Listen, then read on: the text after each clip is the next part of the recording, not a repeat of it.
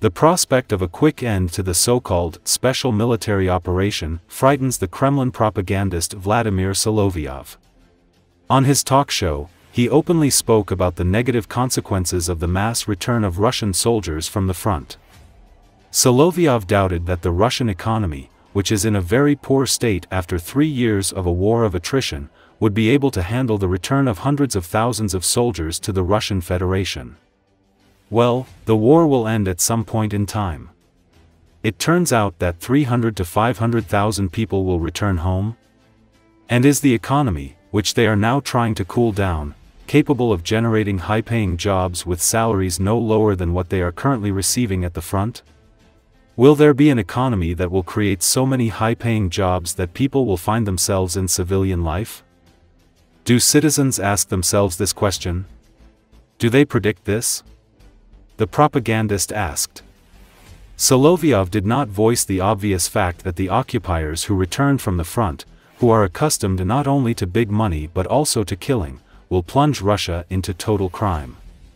Russia was already in such a situation following the Afghan war. However, this time a catastrophe on a much larger scale is expected. Already now, the occupiers who return to their native settlements due to injury or on vacation are killing their fellow citizens en masse. The Russian opposition Telegram channel, Seattle Vetra, writes about this. Suddenly, Solovyov started asking the right questions on air. What will 500,000 demobilized Russian soldiers do in the rear after the end of the war, who were used to receiving millions of rubles, but will be forced to return to salaries of 40,000?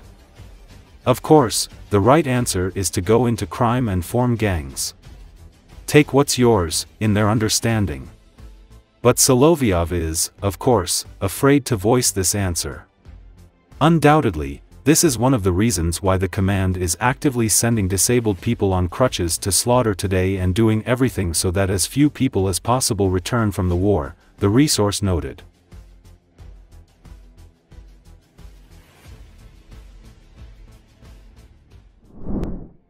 UK Prime Minister Keir Starmer is backing up other European leaders' push to persuade President Donald Trump not to abandon Ukraine in pursuit of a peace deal in the 3-year-old war with Russia during his visit to Washington Thursday. According to Associated Press, Starmer's trip is happening the same week that French President Emmanuel Macron spoke to Trump in the White House to salvage American support for Kiev. Starmer, reluctant to openly confront Trump, speaks of being a bridge between Europe and the US administration. Macron has more strongly criticized Trump's recent statements that echo Russia's narrative and American moves to negotiate with Moscow while sidelining Ukraine. The dual trips to DC come after Macron called a crisis meeting of European leaders in Paris last week to discuss the continent's next steps, and after Trump on Friday claimed Macron and Starmer haven't done anything over the past 3 years to end the war. The centrist French leader, known for his bold diplomatic moves, says he'll seek to persuade Trump that American and European interests are the same, telling him, if you let Russia take over Ukraine, it would be unstoppable. Starmer, a cautious center-left politician, has avoided directly contradicting Trump or criticizing his actions. The UK joined the US in refusing to sign a joint declaration at an artificial intelligence summit hosted by Macron in Paris this month in what was seen as an attempt to curry favor with Washington.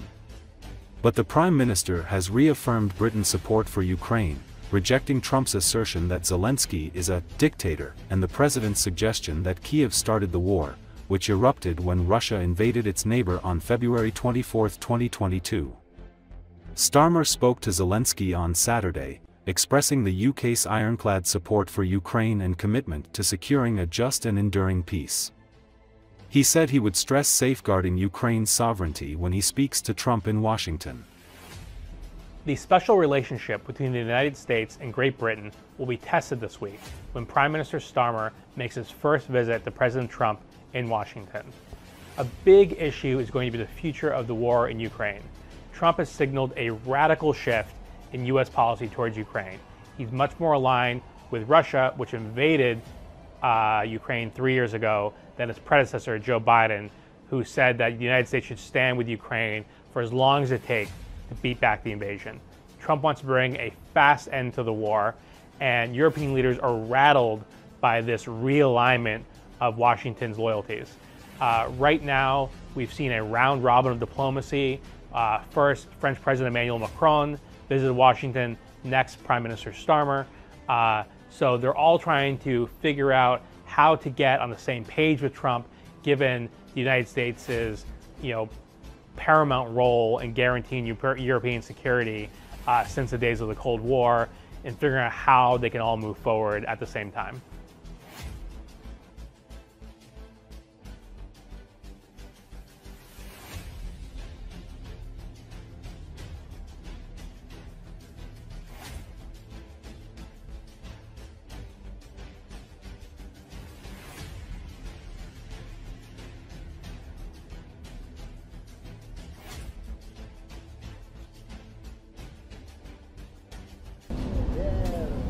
President Trump, do you have a message for Pope Francis, sir, who's still in the hospital? Do you have a message for Pope Francis, sir? We don't see you, please. Yes, it's true President Trump thinks we should do more, and I agree with him. It chimes with my thinking on this. And by more, I mean more capability, I mean more coordination, and I need more spending. I think that President Putin and President Zelensky are going to have to get together, because you know what? We want to stop killing millions of people. You have young soldiers being killed. If you saw the pictures that I saw of the battlefield from satellite, you've never seen any pictures like that. U.S. President Donald Trump has caused controversy after sharing an AI-generated video depicting his vision for the future of the Gaza Strip.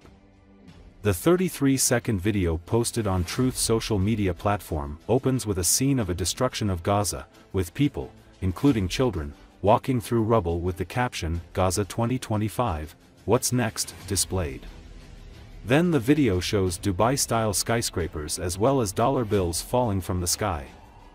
The video also shows Trump's advisor Elon Musk eating hummus on a beach, and a young boy is seen holding a golden balloon featuring Trump's face. Elsewhere, the video features a Trump Gaza luxury hotel, with Trump and Israeli Prime Minister Benjamin Netanyahu lying by the side of a pool with a drink in hand at the end of the clip.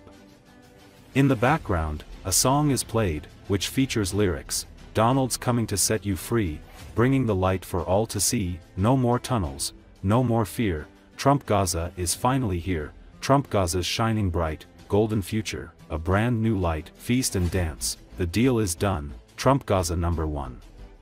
The song also repeats the line, Trump's Gaza is shining bright, golden future, a brand new life. The video has generated angry response in social media. It should be noted that Donald Trump has repeatedly called for takeover of Gaza and resettlement of its residents to develop the enclave.